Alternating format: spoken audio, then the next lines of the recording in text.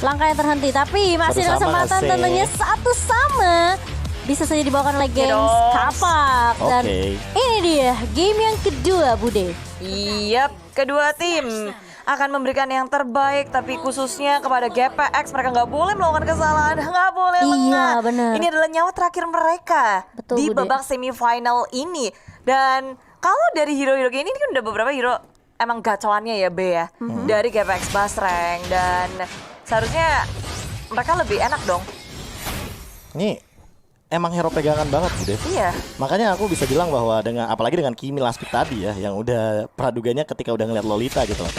Ini bisa dibilang bakal bener-bener zoning out banget, poking banget, dan sama halnya kayak Popol Kupa, dia bakal coba untuk kendaliin rotasinya. Cuma Defrost mungkin akan memiliki rotasi yang berbeda kali ini. Dia bakal nempelin taronya kayaknya. Di area bawah, tapi Cincau udah nyiksa Taro di area bottom lane. Tinggal sedikit lagi HP yang tersisa.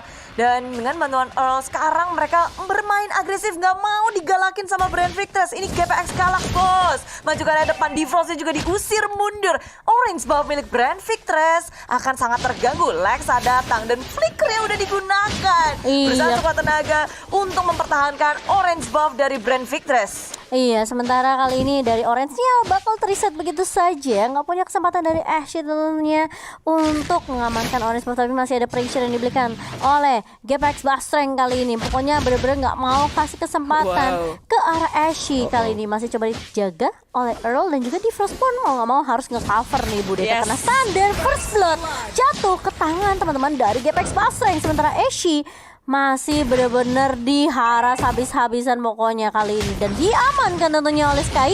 Bakal coba dikejar Ashe-nya dan masih bisa di cover oleh Defrost yang datang dengan tepat waktu. Nice retribution, tapi energi transformasi di area samping juga Cincau mengusir mundur Brand Victress.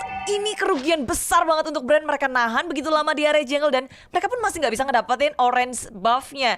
Inilah dia permainan Galax, permainan nabrak dari GPX Basreng yang bikin kerugian banyak banget ya. Karena namanya GPX jadi Galax ya. Iya. Galax ya. Galax, GPX Galax. GPX Galax. Dan ini udah mulai bangun nih kayaknya nih ya di game kedua. Dan kali ini Turtle yang akan diamankan terlebih dahulu tanpa adanya kontes yang bisa dilakukan oleh Brand. Sementara Ashe masih diganggu juga. Kali ini Purple Buff yang akan menjadi target. Tapi Chris udah mulai maju dengan ada Demonic Force. Ditabrak balik sama Funi. Falling Star Bone-nya on point. Tapi Chris masih mencoba untuk meloncat. Apakah itu keputusan yang bijak dari Chris? Mencoba untuk mengejar ke arah Sky. Tapi Funi masih bisa untuk membackup. Earl langsung flicker dan bahkan dipentung palanya Chris. Dan masih ada Guardian Bulwark juga. Ditahan semua range-nya. Tapi ternyata Earl harus tumbang di tangan seorang Lexa. Ya, tapi pertukarannya cuan ke GPX Basreng banget sih. Iya. Cincau tuh lihat. Ku tempel kamu deh. Tapi ternyata ini Itu baru adil. Mountain Shocker-nya. Bukan, karena akhirnya AC-nya yang dapetin poin kill-nya. Tadi aku setuju sama Bude. Itu rugi banget dari teman-teman Brand Victress. Kenapa? Karena yang dapetin poin kill-nya juga Lexa kan. Iya. Fokusnya ke sana. Dan sekarang Earl-nya yang dapetin 2 poin kill. Jadi GPX Basreng harus memperhatikan juga nih siapa yang bakal jadi eksekutornya untuk saat ini. Walaupun dapetin poin kill dan bahkan nge-shutdown, itu jangan sampai poin gold pecahnya itu ke Lolita. Karena apa? Karena bakal percuma. Dia kan harus yang paling bawah sebagai roamer dari segi goldnya. Dia harus kasih goldnya ke ini damage dealernya ya Be ya. Tapi itu kan tadi eksekusi yang emang benar-benar tidak akan bisa Mepet dilakukan ya. lagi. Mepet benar-benar harus dilakukan saat itu. Atau nanti bakal rugi. 16. Di cancel ternyata dari Holy Baptism dari Defrost kali ini. Bakal coba ditonjok-tonjok aja sama Sky dengan ada Heavy Life Punch dan juga Jab. Dan Defrost nggak mau dipaksa mundur kali ini Ashe. Bakal masih menggunakan tracer saya untuk kabur dari Ashe sendiri. Tapi dia nggak dapetin orange buff ya Be. 2 kali dicolong. Dan untuk Jason Shin tanpa adanya orange buff, Fatih akan memperlambat segalanya. Dan memasuki menit keempat sekarang berbeda banget dari game yang pertama. Mereka bisa mengambil alih kontrol kendalinya. Di area bawah akan difokuskan. Apalagi Cincau mirip-mirip kayak ini mainan galak banget dengan adanya Kimi yang punya kekuatan juga cepat untuk nge-meltdown turret, nge-push lane-nya. Jadi bawah emang jadi poros perhatian bagi kedua tim ini ya Be?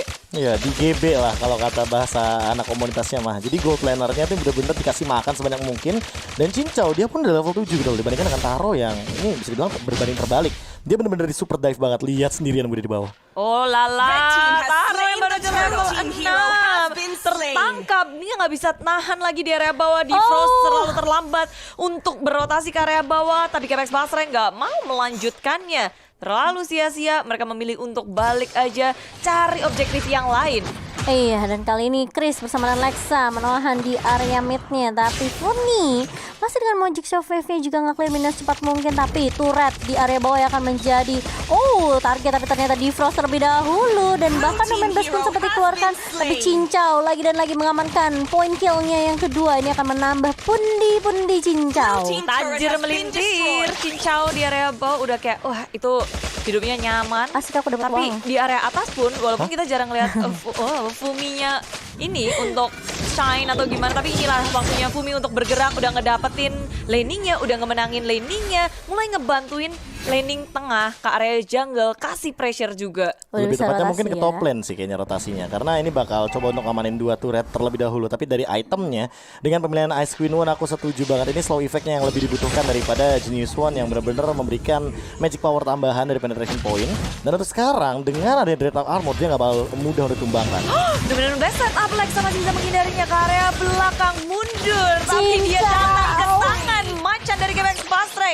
Dikampak langsung dan taruh counterpart memory. Nggak ada sasaran yang tepat untuknya. Iya, tapi Funi masih mau ngasih poke damage aja pokoknya. Hayo.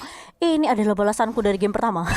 Iya. Pokoknya kalian merasakan kekuatan dari GPX Bastreng kali ini. Tapi langsung 2 turret sekaligus yang sudah diamankan oleh GPX Bastreng. Sementara Ashe ini bakalan diganggu lagi nih Bude, kayaknya lihat tuh. Udah di cancel lagi dari purple buff-nya. Dan Defrost mau langsung maksimum charge-nya connect ke arah Defrost kali ini. Tapi dari Funi masih punya Black Shish juga, masih bisa menyelamatkan. Dan bahkan purple buff-nya dikasih ke arah Cincau. Mulai nggak ada resource apa-apa untuk Brand Victress karena dari GPX Basreng pergerakannya nggak kasih space sedikit pun untuk Brand Victress bergerak.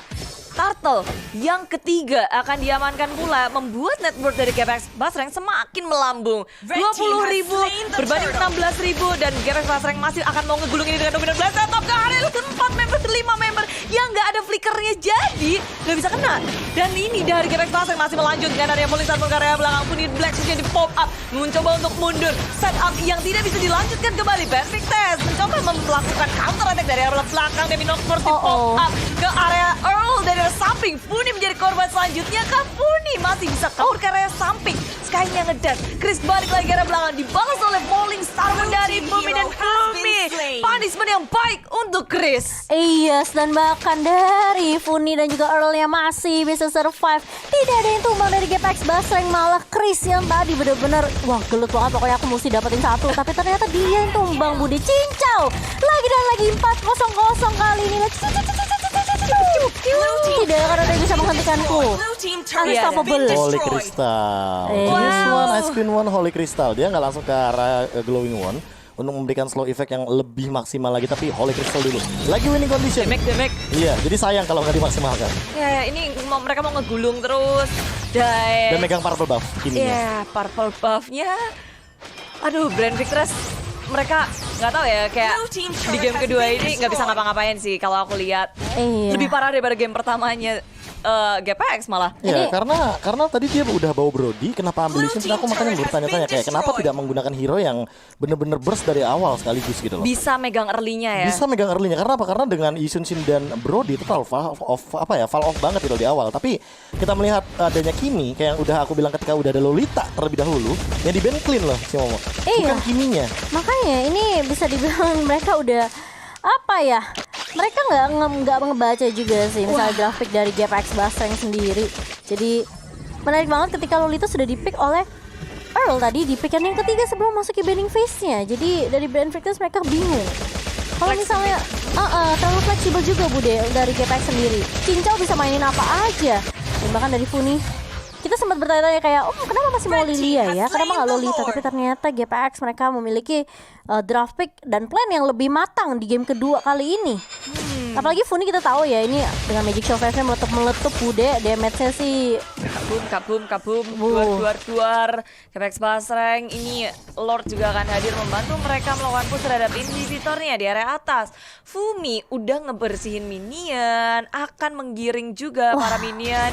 untuk Bude. menyentuh bibir dari inhibitor. Apa tuh? 9.000 beda networknya. Itu dia. Dan head to headnya dari kedua roamer kita, meskipun memang damage secondnya Defrost gak terlalu beda jauh sama Earl, tapi Earl ingat dia punya Guardian Bulwark, jadi ini bakal lebih enak lagi, apalagi nahanin Brody, nahanin Sun Sin. Wah itu damage-nya langsung masuk dan bahkan dari pasif shieldnya bakal langsung penuh. Ya inilah dia dari GPX Basreng Galaxy yang kita tahu. Mereka nggak ngasih napas, mereka mau nge-push terus. Ketika ada momen yang mereka udah pegang, nggak akan dilepasin. Masuk ke area tengah dengan inhibitor, lalu atas pun ada Lord. Di area bawah Sky berusaha untuk men-take satu turret inhibitor dan benar-benar dibagi. Fokus dari Brand Victress kebingungan mau defense yang mana, tapi area bawah udah nggak bisa diselamatkan. Di area atas pun berusaha untuk nge-take down Fumi, tapi Fumi terlalu tanky. Backup pala Wow, damage-nya sangat besar dari Cincau. Bener, ini bahkan jadi poin kill yang mahal banget. Dan Victress mereka nggak punya damage dealer tambahan. Dan kali ini lihat satu lagi tumbang Chrisnya. Di area depan langsung ada Lexa berhasil untuk nge-copy ke arah seorang L, tapi bakal di-copy balik. Lihat, terkena stun 2 member dan langsung hilang. Begitu saya double kill untuk Cincau. 7-0-2 dan wipe out untuk GPX Basreng mengamankan game yang kedua. 1-1 tim Indonesia kita comeback strong